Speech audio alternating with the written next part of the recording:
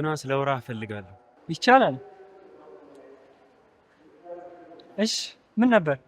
ፌበንን የማይሆን ነገር ውስጥ ከምትወደውና ከምታከብረው ወንድሟ እንዳጣላት ታውቃለህ። አንተም ያ ጓደኛ እየሄዳችሁበት ያለው ጤናማ ያልሆነ መንገድ ቤተክርስቲያንን ብቻ አይደለም ቤት ለቤትም ብዙ ልዩነት እየፈጠራችሁ ነው። አንድ ነገር ልጠይቅህ። በተጋጋሚ ስልክ ደጋግመህ እንደምትደውልላትና በማባበያ ቃል ልቧን እያሸፈትክ እንደሆነ እኔም አቤልም ትላንት አይተናል። እናም በቃ ተዋት። የእውነት የምትወዳት ከሆነ የተረጋጋችዋን የድሮዋን ፌበን መልስልን። ዘኪ ፌቨንን ብርቃትና ብለያት አሁን ካለችበት በላይ እንደምትጎዳ አውቃለሁ። እናም ነገሮችን ለማስተካከል እየጣርኩኝ ያለው። ምንድነው የምታስተካክለው? ደግመህ ይቅርታና ማባበያ ቃልን ልትነግራት? አዎ ፌቨንን አሳዝኛታለሁ እና ከልቤ ይቅርታ መጠየቅ እፈልጋለሁ። ደግሞም ልለያት ስለማልፈልግና እኔም ራሴም ደግሞ ከቤተ ክርስቲያን ሀሳብ ጋር መጋጨት ስለሌለብኝ ጥያቄ የሆኑብኝ ሀሳቦች ላይ በሙሉ በአባ በኩል ያገኘሁት አንድ መምህር አለ እና ከእርሱ ጋር እያወራሁ ነው። በቃ ይሄው ነው አሁን ያለሁበት ሁኔታ። እና ትላንት በቤተ ክርስቲያን ላይ ያዝከውን አጀንዳ ልትቀይር ማለት ነው? አዎ እውነት? በእውነት። እና ፌበንስ? እኮ ከእርሷ ጋር የለየኝና ራሴንም ደፍኜበት የነበረውን ሀሳብ በማስተዋል እንዳይ መንገድ ስለሆነች ሁሉንም ነገር መስመር አስይዤ እርሷንም ከምስጋና ጋር እቀበላታለሁ። ተጋቡ አስባችኋል ማለት ነበር፣ ግን በቃ በመሃል ክፍተት ተፈጠረ። አሁን ደግሞ ከእግዚአብሔር ጋር ሁሉም ነገር ይስተካከላል።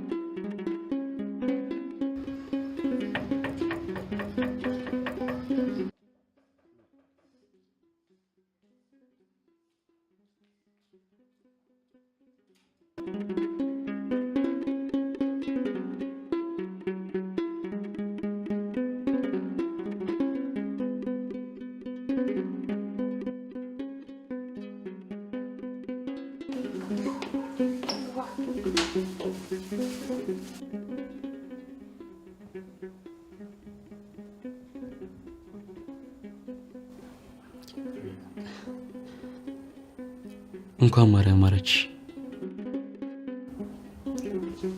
አመሰግናለሁ።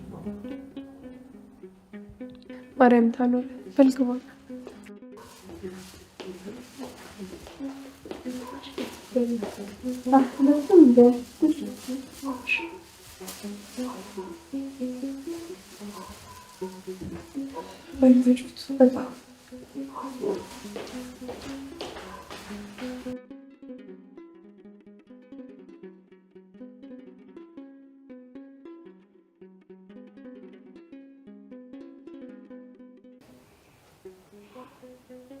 ደህና ነሽ? ደህና ነኝ። የት ጠፍተህ ነው? ቤተ ክርስቲያን ቤትም ስራ ቦታም እንዳልነበርክ ሰማሁ። አንድ ጉዳይ አጋጥሞኝ ትንሽ ራቅ ብዬ ነበር። ምን ገጥሞ ነው? እስኪ አወራሻለሁ። አሁን ግን ደህና ነህ? ደህና ነኝ። በህመምሽ በጭንቅሽ ጊዜ ከጎኔ ስላልነበርኩኝ በጣም ይቅርታ። አረ ችግር የለውም። እኔ እሷ አላጣሁም። ዋናው ያንተ ደህና መሆን ነው። እና ግን ልጃችን እንዴት ናት? ደህና ነች። ቆይንጋ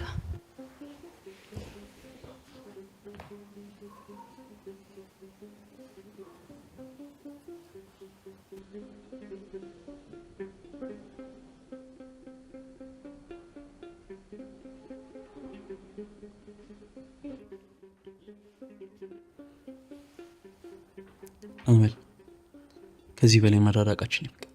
እባክሽ ወደ ቤትሽ ተመለሽ። ምን ላይ ቆሜ ልመለስ? ልዩነታችንን ምን ላድርገው? እንነጋገርበታ። በመፍራትና በመራራቅ በግድ እኔን መኝ ሳንባባል እውነቱን ገልጠን እንነጋገር። አልጠራጠርም ወደ አንድነት እንመጣለን።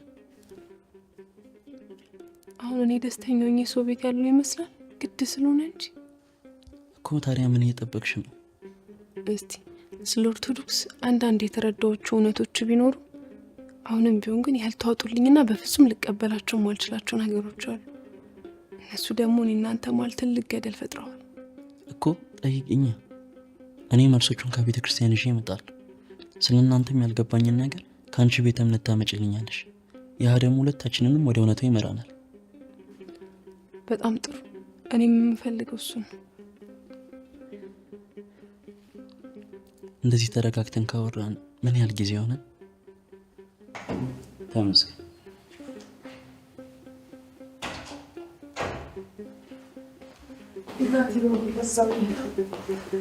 ያረጋግፋል፣ ያስገዛል። እባክሽ አንቺ ልጅ ነው የተረጋጋሽው?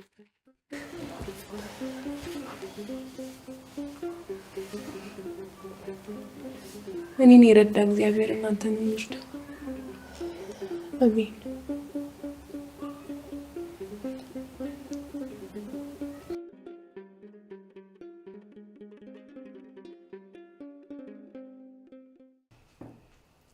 በቃ እንመጣም ማለሽ ጥለናት እንብላ። እንዳትቀሳቀሱኝ ብላ ነው የተኛችው። ዛሬማ ልቧም አርፏል። የቆየ እንቅልፏንም ጨምራ ነው የተኛችው። ምን ተገኘ ደግሞ? ኃይሉ መጥቶ ነበር። ምን ኃይሉ? አዎ ድንገት መጥቶ ሰርፕራይዝ አደረገን። እንዴት ያን ሁሉ መከራ አልፋ ያን ሁሉ ድብደባና እንግልት አድርሶባት ከወለደችና ከተረጋጋች በኋላ ሊጠይቃት መጣ። አንቺስ እንዴት አስገባሽው? ድብደባ የሚባል ነገር የለም ብሩኬ። ያቺ ቀን አንገት ማስገቢያ ሲስተም ነበረች። ማለት ምን ማለት ነው? ብሩኬ አሁን ሁሉንም ተው፣ ሁሉም አልፏል። አሁን እሷ በጣም ደስተኛ ነች። እኛም የምንፈልገው ደግሞ እሱን ነው። ልንቃወመው የሚገባው አስገድዷት ቢሆን ኖሮ ነበረ። እና ምን ፈልጎ ነው የመጣው? ሚስትና ልጁን? አዎ ብሩኬ ልጁን። ያንን እና ምሪ ባናስቆማት እንታስወርደው ነበር። ያ ሁሉ መከራ አልፎ ልጅ ሲመጣ እሱም ልጄን ብሎ ሲመጣ እሷ ደስተኛ ሆና ተቀበለችው። እና ምን ታድርግ? ትክፋው? ቀሪ ጊዜዋን ከእናንተ ጋር ታሳልፍ ወይስ ልጇን ትስጣችሁ? የቱ ይሁን? እንዴት ነበር ያሰብከው ብሩኬ? እኔ ምን እንደማስብ ራሱ አላውቅም። ይቅርታ።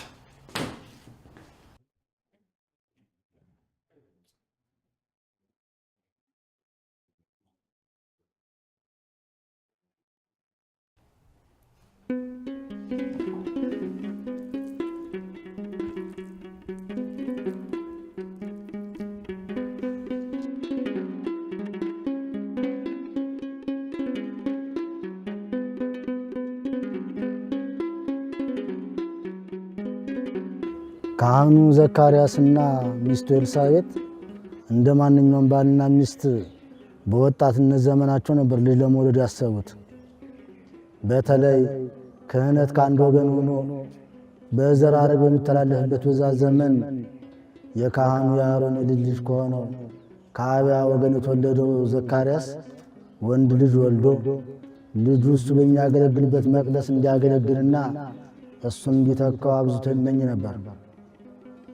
ነገር ግን ሚስቱ ኤልሳቤጥ መካን ነበረች። መካንነት በመጽሐፍ እንደሚነግረን በወንድም በሴትም እንደሚከሰት ነገር ነው። ለዚህም ደግሞ ትልቁ ማስረጃ የሚሆነን ኦሪት ዘዳግም ምዕራፍ 7 ቁጥር 14 ላይ ያለው ኃይለ ቃል ነው።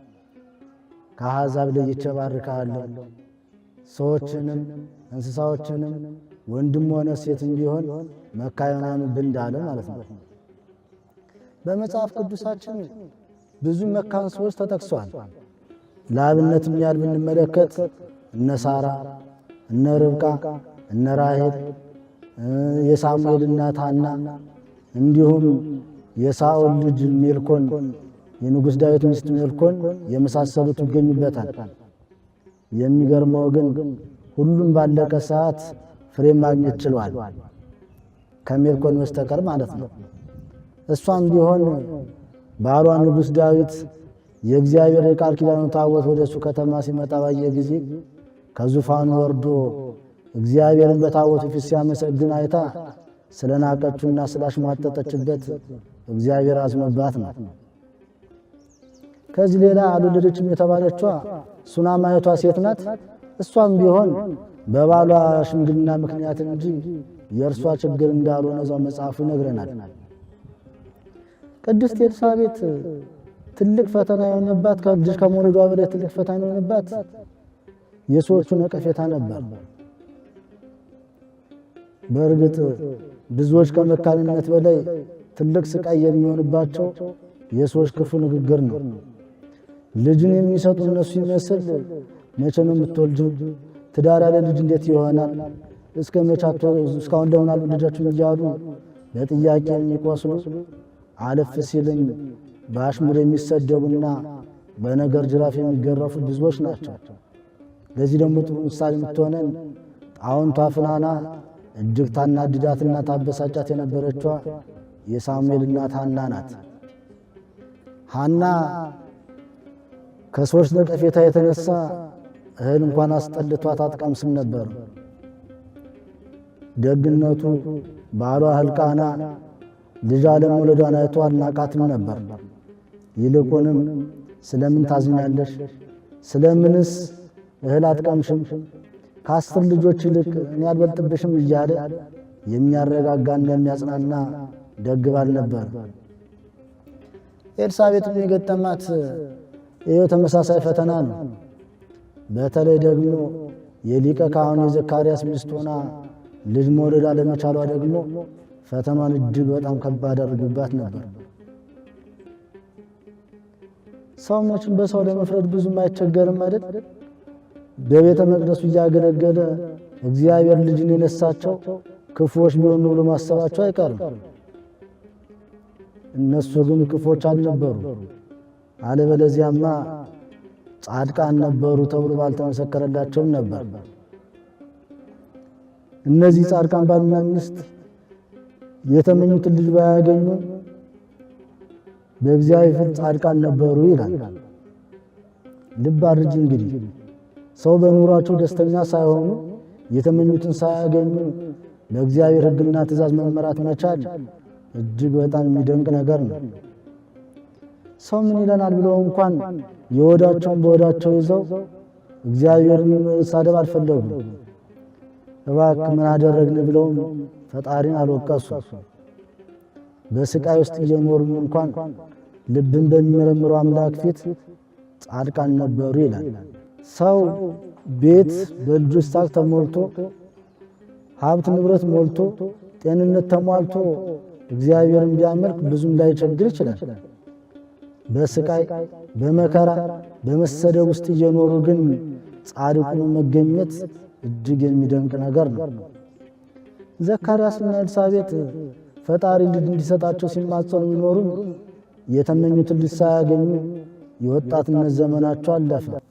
ኤልሳቤጥ የወዷን ፍሬ ሳትመለከት ዘካርያስም የአብራኩን ክፋይ ሳያይ እንደ ካህናትም ልማድ ልጁን ለቤተ መቅደስ አገልግሎት ሳይተካ ሁለቱም አረጁ። እባክህ ፈጣሪ ሆይ ልጅን ስጠን ብለው እየለመኑ ብዙ ዓመታት አለፉ።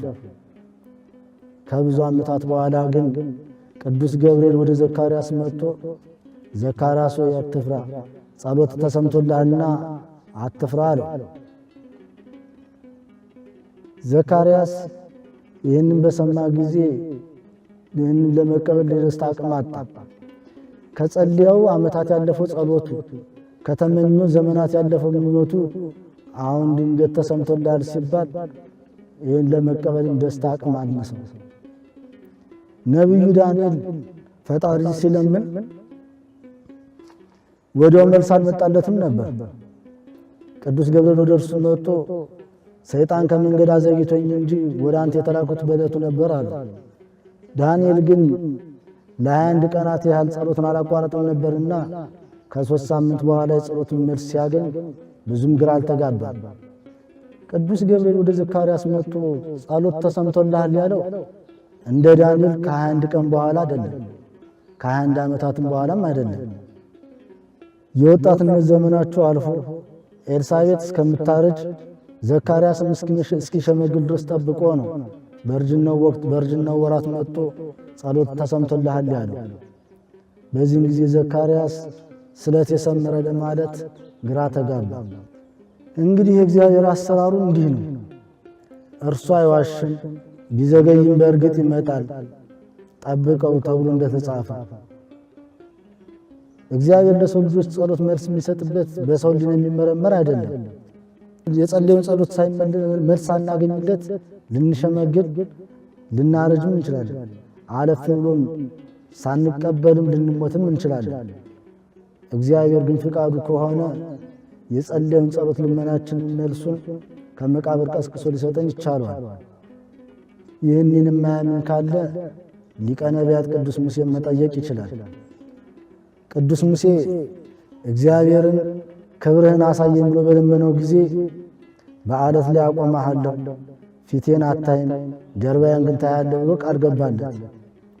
ሙሴ ግን የተባለውን እንኳን ሳይቀበል ሙሴ ወደ መቃብር ገባ።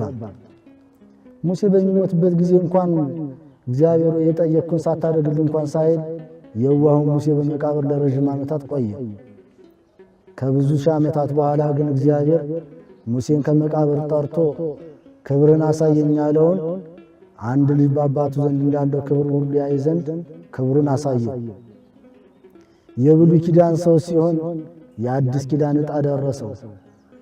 ሰው ሆኖ ያየነውን እግዚአብሔርን ሰው ሆኖ አየ። እንግዲህ እግዚአብሔር ለሙሴ ከብዙ ዓመታት በኋላ ከመቃብር ቀስቅሶ መልስ መስጠት የሚችል ከሆነ ለዘካርያስ በእርጅናው ወራት ልጅ ቢሰጠው ምን ይገርማል? ምንስ ያስደንቃል? ባይሆን እዚች ጋር አንድ ጥያቄን ጠይቅ። እግዚአብሔር ለዘካርያስ ልጅ መስጠቱ ካልቀረ ለምን በወጣትነት ዘመኑ ያን ያህል ሲለምነው በነበረበት ሰዓት ለምን አልሰጠውም? ለምንስ እስከሚያርጅ ድረስ ጠብቆ ከእርጅና በኋላ ሰጠው? ልጅ በልጅነት እንደሚሉት አባባል በወጣትነት ዘመኑ ሩጦ ባልጠገበበት ሁሉም ነገር ማሳየት ስርዓቱን በስነ ስርዓት በሚያስተምርበት በዚያ ወቅት ለምን አልሰጠውም? ሽማግሌው ዘካርያስ ልጁን ሩጦ በማያጫውትበት እንደ ልቡ በማያዝልበት ወደ ቤተ መቅደስም ገብቶ ስርዓቱን እንደ ልብ በማይፈጽምበት በእርጅና ዘመኑ ፈጣሪ አምጥቶ ልጅ መስጠቱ ለምን ይሆን? አንዳንድ ሰው እንደሚለው ፈጣሪ ካላጣው ዘመኑ ቀደም አድርጎ ነው በሰጣቸው ቢሆን ኖሮ አይችልም ነበር? ይችላል። ለእግዚአብሔር የሚሳነው ነገር የለም አይደል የሚለው። ወጣት እያሉ ልጅ ሊሰጣቸው ይችላል። ያዘገየው ግን ለምክንያት ነው። እነዚህ ባልና ሚስት በወጣትነታቸው ቢወልዱ ኖሮ ልጅ አግኝተው ይደሰቱ ነበር። ዘካርያስም በእግሩ የሚተካ ካህን ያገኝ ነበር። እግዚአብሔር ግን ለእነዚህ በሕጉና በትእዛዙ ሊሄዱ ደጋግ አባትና እናት በፊቱ ጻድቃን እንደተገኙ ባልና ሚስት እንደ ማንኛውም ሰው ልጅ ብቻ ሊሰጣቸው አልፈለገም። ከሴቶች ከተወለዱ ሁሉ ከሱ የሚበልጥ ማንም አልተነሳም የተባለለትን ነቢይ፣ ሐዋርያ፣ ሰማዕት፣ ካህን መጥምቀ መለኮት የተባለ ሰውን ሊሰጣቸው ስለወደደ እንጂ በኦሪት መቅደስ የሚያጠን ካህን ሳይሆን በባህር አምላኩን የሚያጠምቅ በጎ ልጅ እንዲሰጣቸው ስለወደደ ነው። ከካህናቱ ማኅፀን ስብከት የሚጀምር ከሞተም በኋላ ስብከቱ ከዳር እስከ ዳር የሚሰማ መምህር የሙሽራው የክርስቶስ ሚዜ ከፀሐይ በፊት ያበራ ጨረቃ ከቃል መምጣት በፊት የተሰማ ድምፅ በመወለዱ የብዙዎችን ደስታ ምክንያት የሆነ ዮሐንስ ሊሰጣቸው ስለወደደ ነው። ዘካርያስና ኤልሳቤጥ መጥምቀ መለኮት ቅዱስ ዮሐንስን በመውለድ ጌታ ሊወለድ 6 ወር እስከሚቀረው ድረስ መጠበቅ ነበረባቸው። ነገር ግን ሁሉም በጊዜው ውብ አድርጎ የሠራ እግዚአብሔር በሐዘን ድባብ የኖረውን የእነዚህን ጻድቃን ቤት ዳግም በጊዜው ውብ አድርጎ ሠራው። እንዲህ አይነቱ ልጅ ለመውለድ ከሆነስ እንኳንስ ማርጀት መሞትም አያስቆጭም። አንድ ነገር እንጨምር። ቅዱስ ገብርኤል ለዘካርያስ ጸሎት ተሰምቶልሃል ሲለው ዘካርያስ የደነገጠው ከጊዜው ርዝመት የተነሳ ተስፋ ቆርጦ ስለነበር ነው። ዘካርያስ የጸለየውን ጸሎት ቢረሳውም እግዚአብሔር ግን ጸሎቱን አልረሳውም ነበር። ዘካርያስ ማለትም የስሙ ትርጉም እግዚአብሔር ያስታውሳል ማለት ነው። የጻድቃን ወዳጆችና የመጥምቁ በረከት በሁላችን ላይ ይደርብን።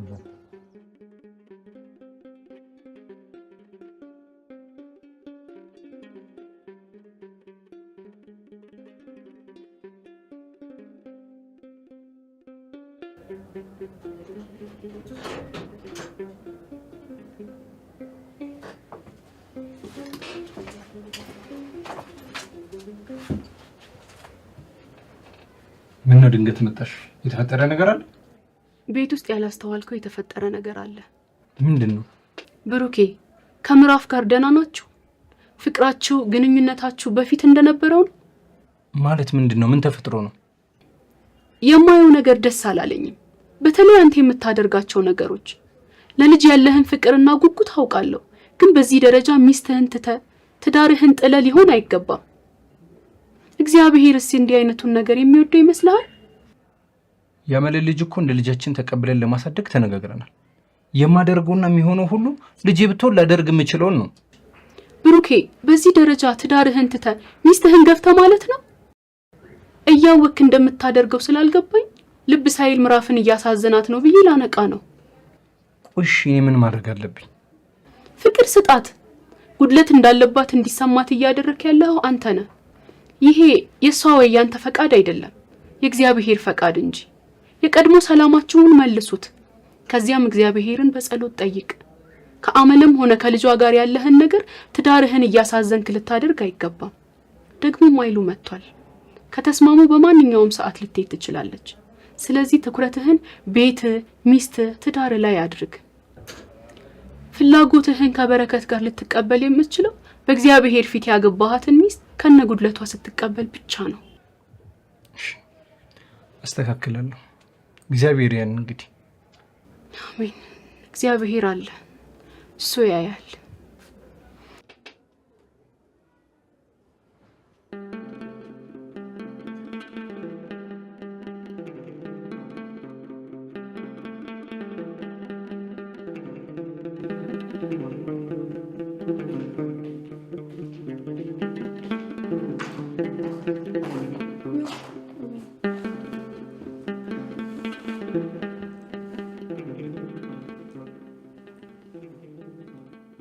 እኔ የምልሽ ኦርቶዶክስ ቤተክርስቲያን ስለ ኢየሱስ ያላትን ነገር ከትላንትና በተሻለ ዛሬ ተረድቻለሁ።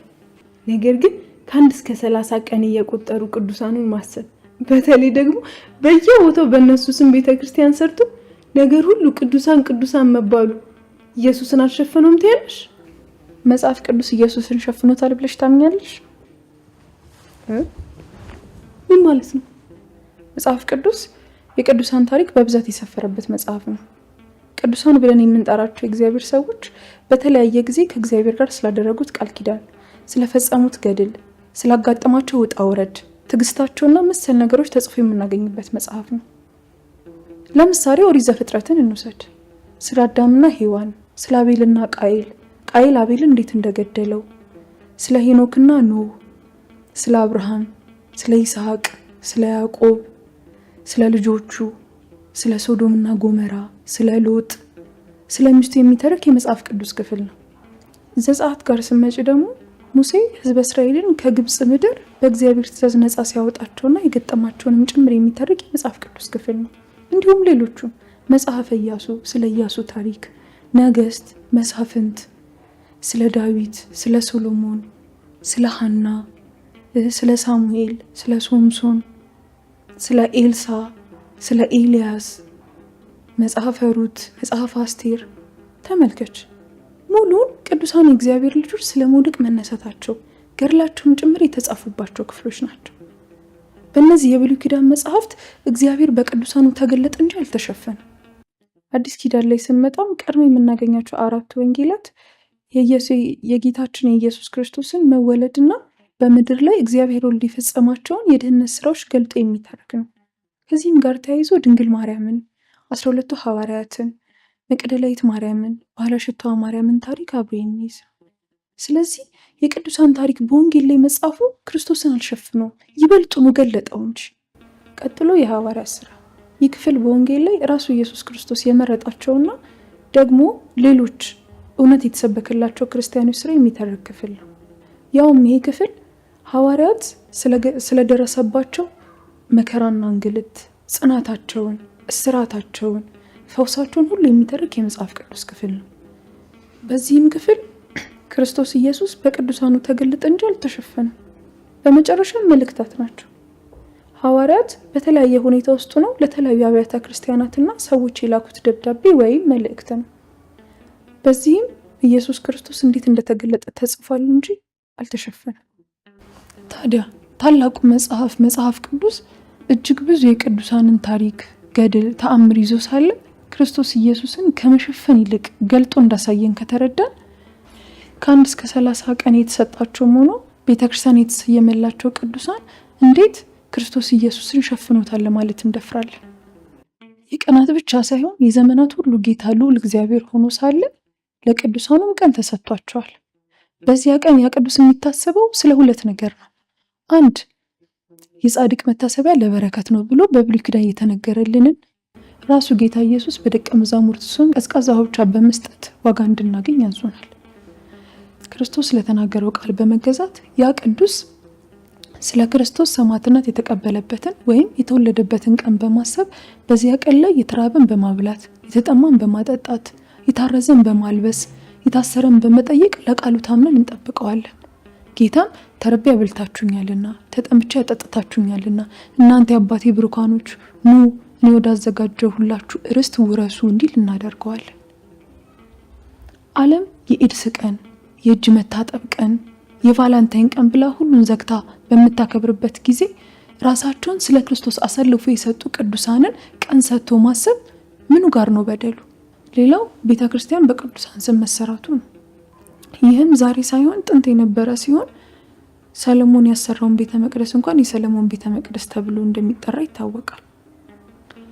በቅዱሳን ስም የሚሰራው ቤተ ክርስቲያን ለዛ ቅዱስ መታሰቢያ እንዲሆን ተደርጎ እንጂ የቤተ ክርስቲያን ባለቤት ኢየሱስ ክርስቶስ መሆኑ አንቺም የሚጠፋሽ አይመስለኝም።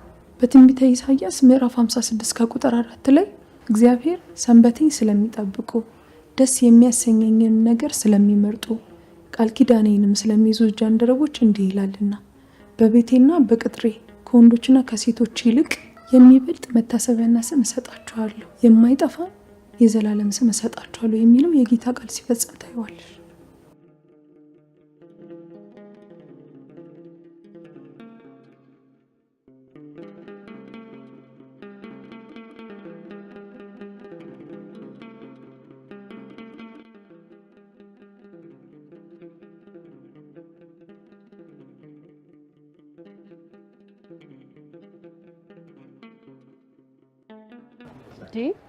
አልገባኝም።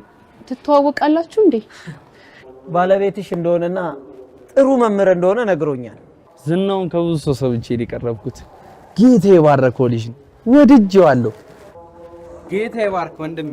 አሜን። በሉ ጊዜያችሁን አልያዝባችሁ። ሌላ ቀን ተገናኝተን ግን በደንብ እንነጋገራለን። አሜን ወንድሜ። ጌታ ይባርክ። አሜን አሜን አሜን። በይ የት ነው የምትተዋወቁት? እዚሁ። እንዴት አይነት መረዳት ያለው ልጅ መሰለሽ! ወንጌል ገብቶታል። እኔም እኮ ላስተዋውቅ የነበረው እሱን ነው። እንዴ አንቺ እሱ የሚቀበለውን ትቀበያለሽ ማለት? እሱ እኮ የቤተ ክርስቲያን ልጅ ነው። እርግጥ የተለየ አተያይ አለው፣ ግን ሙሉ በሙሉ በሚባል ደረጃ የቤተ ክርስቲያን ልጅ ነው። እንዴ ቤተ ክርስቲያኗ እሱ በገባው ልክ የምትሄድ ከሆነ እኔ እመጣለሁ። ሚኪ፣ ቤተ ክርስቲያን በሰው አትለካም። ልኳ መንፈስ ቅዱስ ነው። አብዛኞቻችንም እሱን ጨምሮ ሁላችንም ቅድስት ቤተ ክርስቲያንን ነው የምንከተለው። አይመስለኝም። እኔ እሱን ሙሉ በሙሉ ተቀብየዋለሁ። እሱ ባለው መንገድ መሄድ ብቻል። አሁንም የምነግርሽ እመለሳለሁ። ቆይ ምንድነው ያለክ? እሱም ያለኝ ገድል፣ ድርሳን፣ ተአምር መሰረታዊ ነገሮች አይደሉም። መሰረታዊው ነገር ለክርስቲያን በኢየሱስ ብቻ ማመን ነው። እኔ ይህንን ነገር የሚደግፍልኝ አንድ ሰው ካገኘው አሁንም የምነግርሽ ዛሬውኑ ሳልል እመለሳለሁ። በኢየሱስ ማመን በቂ ነው። ይህንን እርሱም ቅድስት ቤተክርስቲያንን በፍጹም አትልም። ስርዓትን ልትፈጽም ደግሞ ግድ ነው። እሱንማ ብሎኛል። ገድልና ተአምርን ግን መቀበል አለመቀበል የራስ ምርጫ ነው። እኔም ይሄንን ነገር መፈልገው መርጬ ማልፈልገውን ደግሞ ቆርጬ ማውጣት ከቻልኩኝ እኔ ምንም ችግር የለብኝም። እስቲ ለዛሬ ኢየሱስን በማመንና ስርዓትን በመፈጸም ላይ ያለህን አቋም ያዝና እንቋጭ። እኔም ሌሎች ልጆች አሉ፣ እነሱን አገናኝህና ስለዚህና ስላልተረዳሃቸው ነገሮች በደንብ ያብራሩልሃል። ምክንያቱም እኔም ልረዳው የምፈልገው ነገር ብዙ ነገር አለ። ዛሬ ግን ይበቃናል።